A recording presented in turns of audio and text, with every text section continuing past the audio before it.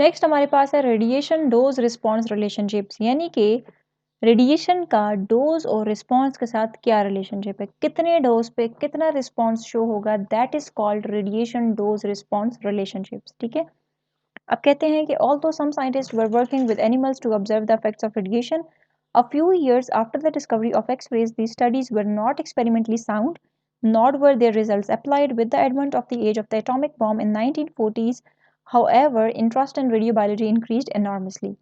अब बहुत सारे साइंटिस्ट जो थे वो डिफरेंट एनिमल्स के ऊपर काम कर रहे थे ताकि ये फाइंड कर सकें कि रेडिएशन का क्या इफेक्ट होता है, लेकिन उनके रिजल्ट्स अभी तक मतलब सामने नहीं आए।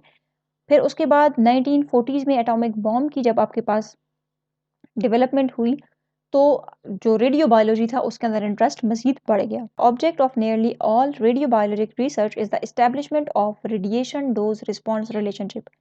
जितनी भी हमारे पास रेडियो बायोलॉजी के अंदर रिसर्चेज हुई हैं उनका मेन मकसद ही ये था कि हमने ये चीज़ फाइंड करनी थी, डोज रिस्पॉन्स रिलेशनशिप, कितने डोज पे कितना रिस्पॉन्स आता है, तभी हम रेडिएशन को ट्रीटमेंट में यूज कर सकते थे। ठीक हो गया। A radiation dose response relationship is a mathematical relationship किसके दरमियान, between dose and response. Dose response relationship has two important applications in radiology. पहली, these experimentally determined relationships are used to design therapeutic treatment routines for patient with cancer. अब वो patient जो cancer के मरीज हैं, अब कैंसर का इलाज हम किस तरह करते हैं, रेडिएशन से करते हैं, तो हमें जब पता होगा कि इतनी रेडिएशन के ज़रिए इतना रिस्पॉन्स होगा तो हम ट्रीटमेंट में उसको सही तरह यूज़ करेंगे ना। दूसरी चीज़, radiobiologic studies have also been designed to yield information on the effects of low dose irradiation. अब अगर आपको एक दफ़ा ये पता चल गया कि कितने डोज पे कितना रिस्पॉन्स शो होता है तो फिर तो आप उतना डोज ही जाहिर सी बात है यूज़ करोगे, उससे एक्सीड नहीं करोगे। लेकिन अब हमें ये भी पता है कि रेडिएशंस हार्मफुल हैं, तो आया कि हम लो डोज तो यूज़ कर रहे हैं, तो क्या वो लो डोज हार्मफुल है या नहीं है। साइंटिस्ट ने दो चीज़ें फाइंड करनी थी, एक ये कि कितने डोज पे रिस्पॉन्स शो होना चाहिए, और दूसरा ये जो लो डोज के ऊपर आपके पास कैंसर डिवेलप हो जाते हैं उनसे किस तरह से बचा रहे।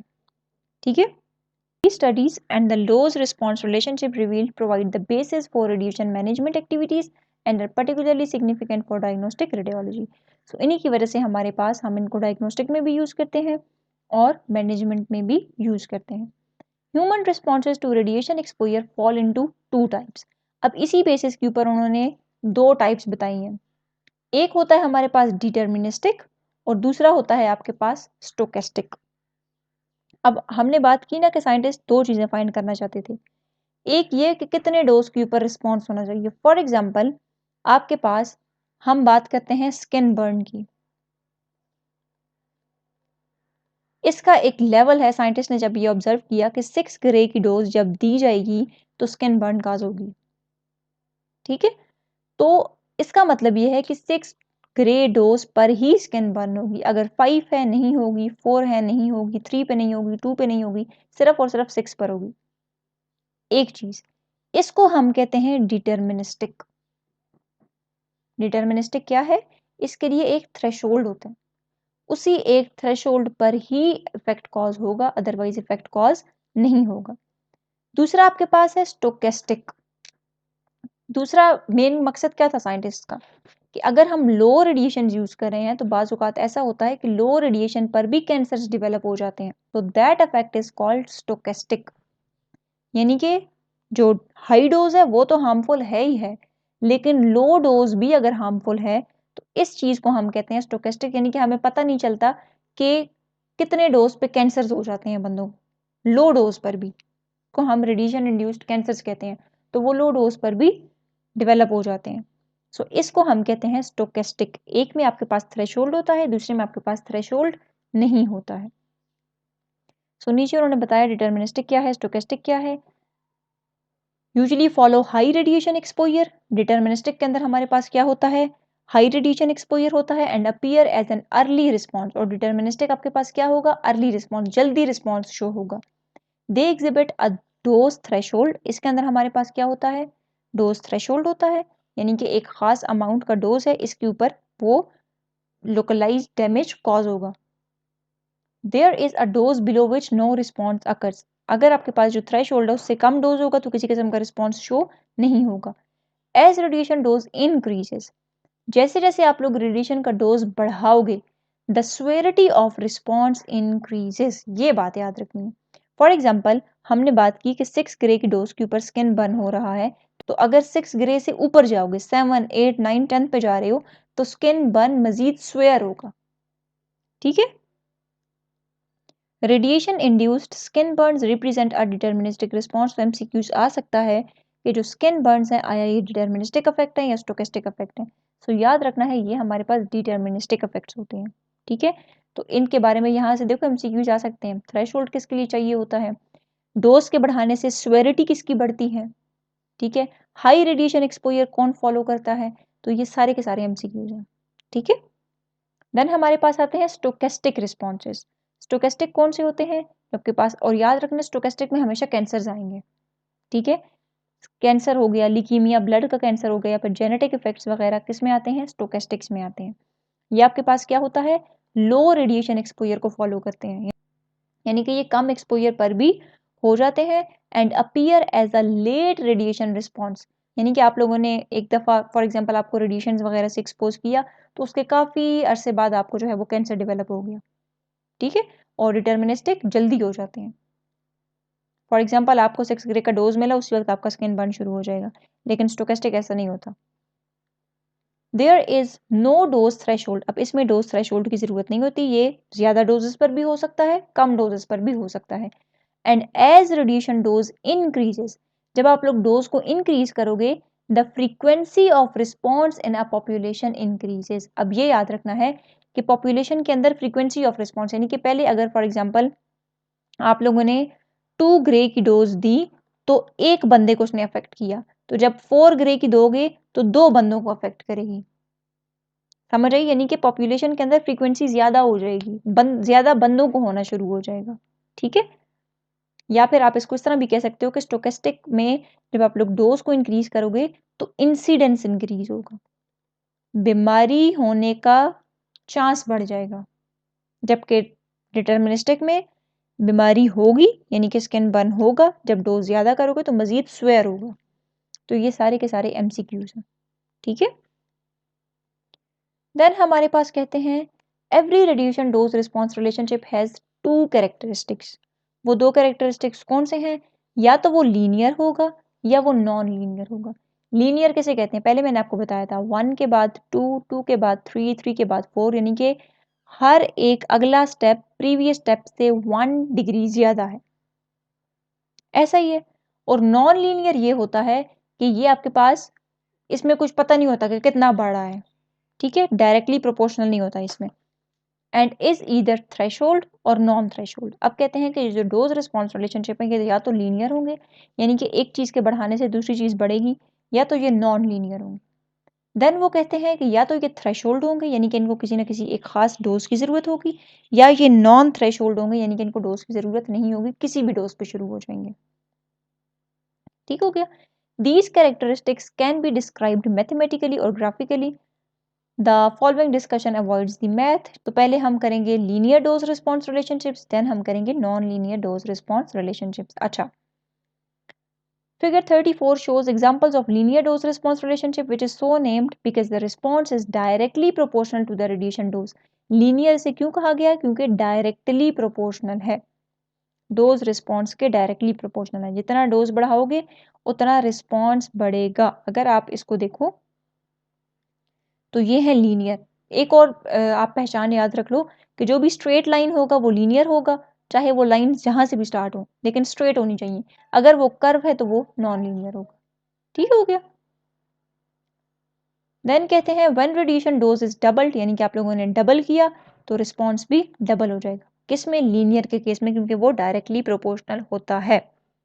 अब अगर आप लोग ए और बी को देखो, द डोज एक्सेस एट 0 और below, these relationships are therefore the linear non threshold type. देखो अगर आप ए और बी को देखो तो ये 0 पॉइंट होता है ना, और फिर ऐसे आगे शुरू होते हैं, और ये ऊपर रिस्पॉन्स है। अगर आप ए वाले को देखो सो ये 0 है, 0 से भी कम डोज, हमें नहीं पता कितना dose, so this is non threshold, कोई डोज हमें नहीं पता। बी को देखो 0, non threshold,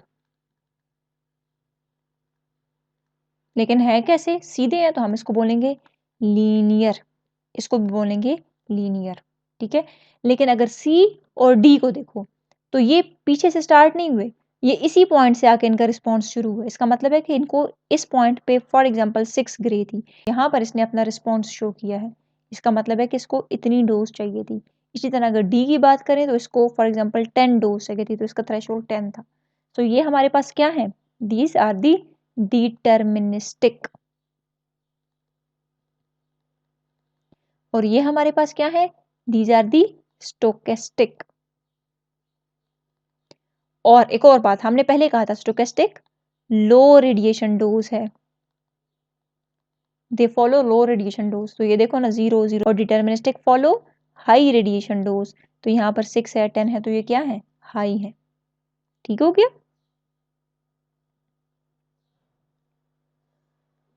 In a non-threshold dose response relationship, any dose regardless of its size is expected to produce a response. तो non-threshold में कोई भी डोज कर सकते हैं, क्योंकि वो non-threshold है ना, किसी किस्म का थ्रेशोल्ड उसको रिक्वायर ही नहीं है। At zero dose, relationship A exhibit a measurable response Rn, ठीक है। अगर आप देखो जीरो डोज के ऊपर तो रिस्पॉन्स कितना है, इसका रिस्पॉन्स देखो और इसका रिस्पॉन्स देखो, तो अब अगर नॉर्मल रिस्पॉन्स से भी कम रिस्पॉन्स इसका आ रहा है जीरो डोज के ऊपर, ठीक है। और नॉर्मल रिस्पॉन्स क्या होता है, जो नेचुरली आपके पास बैकग्राउंड रेडिएशन होती हैं उनका जो रिस्पॉन्स होता है। The level Rn called the natural response level indicates that even without radiation exposure, अगर type of response such as cancer occurs, यानी कि अगर आप यहाँ पर देखो ये तो जीरो लेवल है ना, नेचुरल रिस्पॉन्स है, इसको अगर आप देखो तो इस पे तो किसी किस्म की रेडिएशन हमने दी ही नहीं है, लेकिन फिर भी कैंसर डेवलप हो गया, ठीक है। So the summary is that radiation induced cancer, चाहे वो लीकीमिया है, जेनेटिक इफेक्ट्स है, it follow a linear non threshold dose response relationship, ठीक है। यानी कि आपके पास रेडिएशन की वजह से कैंसर होते हैं, लीकीमिया होते हैं, या कोई जेनेटिक इफेक्ट होता है, तो इसके अंदर हमारे पास क्या होता है, लीनियर होता है, नॉन थ्रेशोल्ड होता है, ठीक है। लीनियर क्यों है, क्योंकि डोज के बढ़ाने से रिस्पॉन्स बढ़ेगा। कैंसर है ना, कैंसर क्या है, मैंने पहले कहा था कैंसर इज स्टोकेस्टिक इफेक्ट, ठीक है। तो स्टोकेस्टिक में क्या होता है, लीनियर होता है, डोज के बढ़ाने से रिस्पॉन्स बढ़ेगा, और ये आपके पास नॉन थ्रेशोल्ड है, यानी कि कैंसर किसी भी लेवल पे हो सकता है, कम रेडिएशन पे भी हो सकता है, ज्यादा रेडिएशन पे भी हो सकता है, ठीक है। देन हमारे पास कहते हैं, ऊपर मैंने आपको बता दिया था सी और डी क्या थे, दे आर लीनियर थे लेकिन थ्रेशोल्ड थे, क्यों, क्योंकि इनको डोज चाहिए था greater than zero. The threshold dose for c और डी इज dt, dt मतलब threshold dose.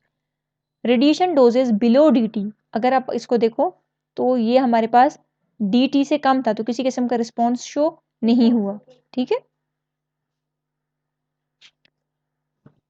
Relationship D has a steeper slope than C, therefore above the threshold dose, any increment of dose produces a larger response if that response follows relationship D rather than C. अच्छा, अब कहते हैं कि अगर आप लोगों ने इस C को देखो और D को देखो तो इनमें से ज़्यादा स्लोप किसका है, याद रखना है जो जितना वर्टिकल साइड की तरफ होता है उसका स्लोप उतना ज़्यादा होता है, ठीक है। तो इसका मतलब है कि D का स्लोप ज़्यादा है, जब स्लोप ज़्यादा तो इसका मतलब इसका रिस्पॉन्स भी ज़्यादा होगा, अगर आप लोगों ने डोज बढ़ाया तो रिस्पॉन्स ज़्यादा होगा, ज़्यादा स्वेयर हो जाएगा। नेक्स्ट है हमारे पास non linear dose response relationship. अब ये नॉन लीनियर है, यानी कि ये स्ट्रेट लाइन नहीं होगी, ये कर्व्स होंगे, ठीक है। अब अगर पहले आप डायग्राम में देखो, so these are the non linear dose response relationships. अच्छा, अब अगर आप ए और बी को देखो तो ए और बी जीरो से स्टार्ट हो रहे हैं, और ये वाला आपके पास यहाँ से स्टार्ट हो रहा है, तो इनमें से नॉन थ्रेशोल्ड कौन सा है, ए और बी जो है वो हमारे पास क्या है, दे आर नॉन थ्रेशोल्ड्स, ठीक हो गया। और अगर सी को देखा जाए तो सी बाकायदा, यानी कि इस डोज से पहले तक इसका कोई रिस्पॉन्स नहीं था, इस डोज में आने के बाद इसने रिस्पॉन्स शो किया, सो इट इज थ्रेशोल्ड। अब यहाँ पर लिखा हुआ है इन्फ्लेक्शन पॉइंट। इन्फ्लेक्शन पॉइंट वो पॉइंट होता है जहाँ पर ग्राफ अपनी डायरेक्शन चेंज करता है, यानी कि यहाँ तक पहले वो ऊपर जा रहा था ना, अब इस पॉइंट से आगे वो इस तरफ कर्व कर रहा है, ठीक है। So this is the inflection point. अच्छा, ये हमारे पास कर्व ए और बी जो है वो नॉन लीनियर है, नॉन लीनियर तो होंगी क्योंकि कर्व है, और ये नॉन थ्रेश होल्ड भी है, ठीक है। Curve A shows that a large response result from a very small radiation dose. At high dose levels, radiation is not so sufficient because an incremental dose at high levels result in less relative damage than the same incremental dose at low levels. This point is important. अच्छा, अब कहते हैं कि आपके पास जो high doses होते हैं, देखो जब आप लोग हाई डोज दोगे तो ज़्यादा सारे सेल्स डैमेज हो जाएंगे। तो जब मज़ीद डोज को इंक्रीज़ करोगे तो पहले ही मोस्टली सेल्स डैमेज हो गए तो सेल्स कम बच जाएंगे। जब सेल्स कम बचेंगे तो रिस्पॉन्स भी कम हो जाएगा ना। फॉर एग्जाम्पल, एक टिश्यू है, उसके अंदर आपके पास 100 सेल्स हैं, आपने डोज से एक्सपोज किया, उसमें 70 सेल्स की डेथ हो गई, पीछे कितने बच गए? 30 सेल्स। अब अगर आप डोज को इंक्रीज करोगे तो सेल्स ही कम है ना, तो रिस्पॉन्स ज़्यादा होगा या कम होगा? रिस्पॉन्स कम होगा, यानी कि वो एफिशिएंसी नहीं रही। पहले उसने 70 सेल्स को किल किया, अब होना तो ये चाहिए था 70 से ज़्यादा सेल्स को किल करता, लेकिन बच्चे ही थोड़े हैं, तो एफिशिएंसी कम होगी रिस्पॉन्स की।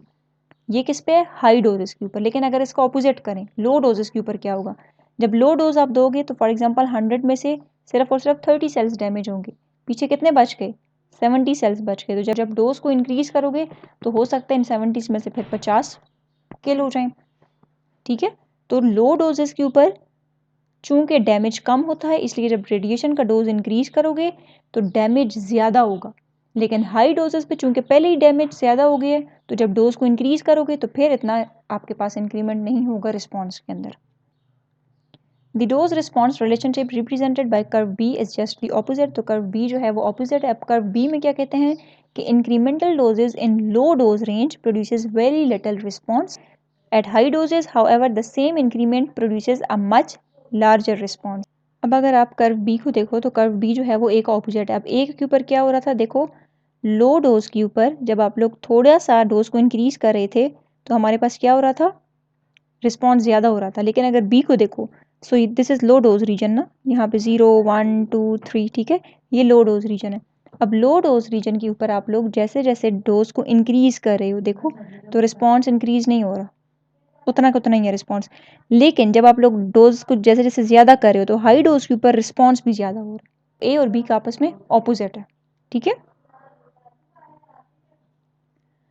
देन कहते हैं कर्व सी भी हमारे पास नॉन लीनियर है, लेकिन ये क्या है? थ्रेशोल्ड है, क्योंकि इसको डोज रिक्वायर है। थ्रेशोल्ड से कम डोज पे किसी किस्म का रिस्पॉन्स शो नहीं होगा। As the dose is increase to above dt, यानी कि थ्रेशोल्ड से ज़्यादा होगा, it becomes increasingly effective per increment of dose until the dose that corresponds to the inflection point of the curve is reach, ठीक है। तो आप लोग जब आपके पास ये जो थ्रेशोल्ड है इससे ज़्यादा होगा तो हमारे पास क्या होगा? मज़ीद रिस्पॉन्स बढ़ना शुरू हो जाएगा। अब देखो यहाँ तक बढ़ेगा लेकिन फिर आगे ये कम होगा। क्यों कम होगा? क्योंकि यहाँ पे ओवर किल हो जाएगा, सारे सेल्स की डेथ हो जाएगी और कोई सेल बचा ही नहीं जिसको वो डैमेज करे, ठीक है। और इस कर्व को हम सिग्मॉइड कर्व भी कहते हैं। द इन्फ्लेक्शन पॉइंट क्या होता है? जहाँ पे कर्व जो है it stop bending up and begins bending down, यानी कि ये आप ऊपर जाने के बजाय नीचे जहाँ से भी अपनी डायरेक्शन चेंज करते that is inflection point. Above this level incremental doses become less effective. अब क्यों लेस इफेक्टिव होंगे? क्योंकि ऑलरेडी सेल्स काफ़ी ज़्यादा डैमेज हो चुके हैं। Relationship C is called sigmoid type radiation dose response relationship, ठीक है। अब skin effects resulting from high dose fluoroscopy follow a sigmoid type dose response relationship. This is important for MCQs कि आपके पास जो हाई डोज फ्लोरोस्कोपी की जाती है उसकी वजह से जो स्किन के ऊपर इफेक्ट्स आते हैं उसके अंदर कौन सा रिलेशनशिप होता है? सिग्मॉइड टाइप होता है। यानी कि आप लोग, एक तो वो थ्रेशोल्ड है क्योंकि स्किन है ना, तो स्किन के ऊपर क्या होगा? थ्रेशोल्ड होगा। और सिग्मॉइड टाइप होगा क्योंकि वो डोज के इंक्रीज करने के साथ रिस्पॉन्स ज़्यादा होगा, लेकिन एक पॉइंट ऐसा आएगा कि जहाँ पर सारे सेल्स डैमेज हो जाएंगे, आप मजीद डोज को इंक्रीज करोगे तो उसकी वजह से रिस्पॉन्स इंक्रीज नहीं होगा, ठीक है। We shall refer to these general types of radiation dose response relationship when discussing the type and degree of human radiation injury. यानी कि जब हम देख रहे होते हैं कि किस हद तक इंजरी हुई है तो हम इन डोज रिस्पॉन्स रिलेशनशिप कर्व्स को देख रहे होते हैं। Diagnostic radiology is concerned almost exclusively with the late effects of radiation exposure and therefore with linear non-threshold dose response relationships. जो हमारे पास diagnostic radiology है इसके अंदर बेसिकली हम क्या देख रहे होते हैं कि रेडिएशन की वजह से, क्योंकि डायग्नोस्टिक पर्पसेस में हम लोग कम डोज यूज़ करते हैं, कम डोज को यूज़ करके अच्छी क्वालिटी की इमेज लेते हैं। तो डायग्नोस्टिकली हम लोग जब कम डोज यूज़ कर रहे हैं तो उसकी वजह से लेट इफेक्ट्स होंगे, क्योंकि हमने बात की कम डोज के ऊपर कौन से इफेक्ट्स होते हैं, स्टोकेस्टिक इफेक्ट्स, और वो लेट होते हैं। ठीक हो गया।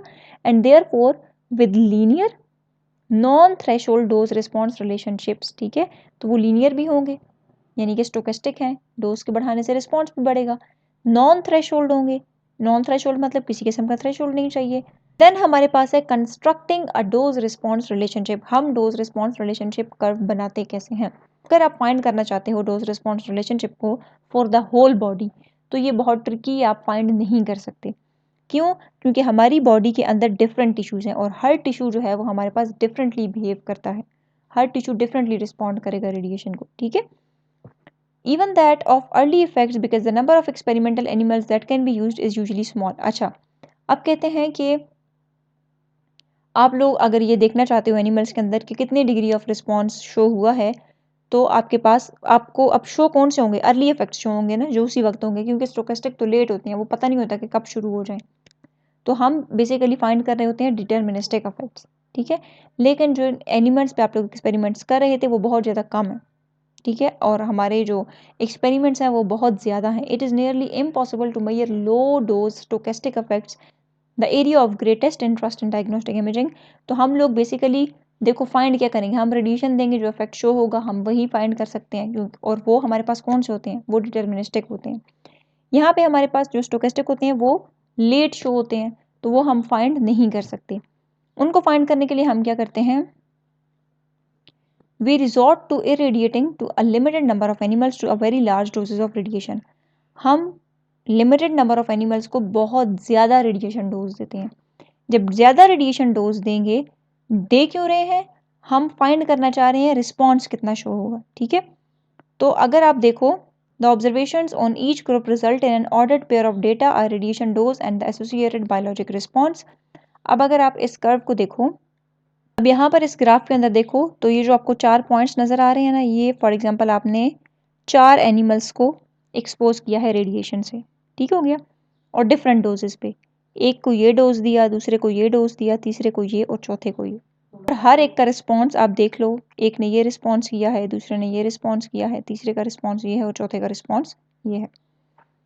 नाउ हम फाइंड ये करना चाह रहे थे कि लो रेडिएशन डोज के ऊपर कौन सा इफेक्ट शो होगा।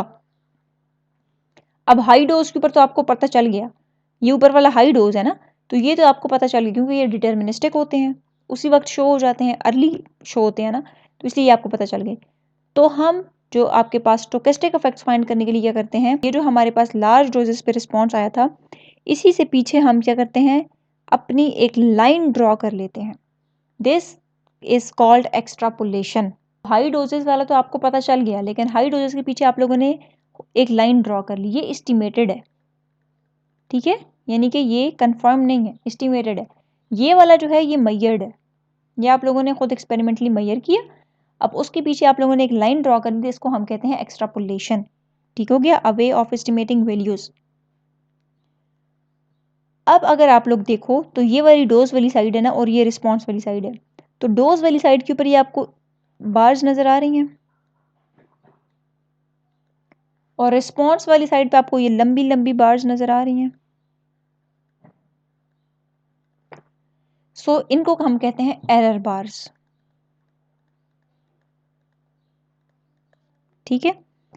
नाउ अगर हम बात करें डोज वाली साइड पे, तो डोज वाली साइड पे एरर बार्स नैरो हैं, लेकिन रिस्पॉन्स वाली साइड पे एरर बार्स क्या हैं? वाइड हैं। क्यों? इसका ये मतलब है कि हम डोज को तो एक्यूरेटली मेजर कर सकते हैं, लेकिन हम रिस्पॉन्स को एक्यूरेटली मेजर नहीं कर सकते हैं। क्यों रिस्पॉन्स को एक्यूरेटली मेजर नहीं कर सकते? क्योंकि रिस्पॉन्स बायोलॉजिक वेरिएबिलिटी है, हर इंडिविजुअल के अंदर डिफरेंट वेरिएशंस होती हैं, जिनकी वजह से रिस्पॉन्स चेंज हो जाता है। ठीक है। They respond differently to the same dose, और लिमिटेड ऑब्जर्वेशंस होती हैं। यानी कि इतने एनिमल्स आपके पास नहीं है कि आप हर एक एनिमल्स पे डिफरेंट डिफरेंट डोज देकर उसको जो है वो फाइंड करते जाओ, तो हमारे पास ऑब्जर्वेशंस बड़ी लिमिटेड है।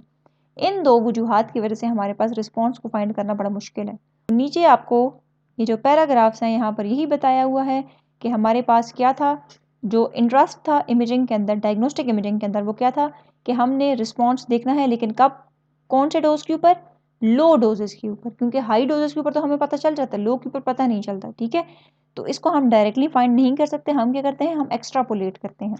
जो हमारे पास नॉन रीजन है जो कि हाई डोज वाला था, उससे पीछे हम एक लाइन ड्रॉ करते हैं जिसको हम कहते हैं एक्स्ट्रापोलेशन की है हमने। ठीक है, और ये हमारे पास अननोन रीजन होता है, ये एस्टिमेटेड होता है। ठीक है, अब इस एक्स्ट्रापोलेशन की वजह से हमारे पास क्या होता है, रिजल्ट्स कैसे आते हैं आपके पास, लीनियर आएगा और नॉन थ्रेशोल्ड होगा, क्योंकि लो डोजेस के ऊपर है ना, यही तो हमने फाइंड करना है। Such an extrapolation however may not be correct, ये करेक्ट नहीं हो सकती। क्यों करेक्ट नहीं हो सकती, क्योंकि बाकी भी बहुत सी क्वालिफाइंग कंडीशंस होती हैं। मैंने अभी आपको बताया बायोलॉजिकल वेरिएबिलिटी है, लिमिटेड ऑब्जर्वेशन है, तो इनकी वजह से ये आपके पास रिस्पॉन्स फाइंड करना मुश्किल होता है। The radiation dose response relationship that demonstrate radiation hormesis is 30.7, इसको भी हम देखते हैं। लो डोजेस के ऊपर हमारे पास क्या होता है, subjects experience less response than control participants, तो लो डोजेस के ऊपर आपके पास रिस्पॉन्स भी कम होगा। The existence of radiation hormesis is a highly controversial topic in radiologic science. अच्छा, ये चीज़ इंपॉर्टेंट नहीं है, आप लोग यहाँ से देख लो। No human radiation responses have been observed after radiation doses less than 100 milligray, यानी कि ह्यूमन को अगर आप लोग 100 मिलीग्रे से कम डोज दोगे तो किसी किस्म का रिस्पॉन्स शो नहीं होगा। So this is important for MCQs के कितने डोज के ऊपर ह्यूमन रिस्पॉन्स शो करता है। ठीक है, बाकी आपके पास ये इतना इंपॉर्टेंट नहीं है। हाँ, ये चीज़ देख लो कि patient radiation dose less than approximately 50 millisieverts are totally acceptable considering the benefit to the patient, तो 50 मिलीसीवर्ट, ठीक है, अगर इतना डोज उसको मिल रहा है या इससे कम मिल रहा है तो वो टोटली एक्सेप्टेबल है। ऑल राइट, इसमें जो है वो आपको किसी किस्म की हार्मफुल इफेक्ट्स नहीं होंगे। ऑल राइट, लेकिन इसके बावजूद वो कहते हैं कि we need to be particularly aware of paediatric patient radiation dose, यानी कि जो बच्चों का पेशेंट रेडिएशन डोज है उसको आप लोगों ने फिर भी देखना है। सो इनमें आपके पास कुछ भी इतना इंपॉर्टेंट नहीं है, सिर्फ आप लोग डिटर्मिनिस्टिक और स्टोकेस्टिक का याद कर लो कि डिटर्मिनिस्टिक के लिए कौन सा होना चाहिए, स्टोकेस्टिक के लिए कौन सा होना चाहिए, और ये दो वैल्यूज याद कर लेना। ठीक है।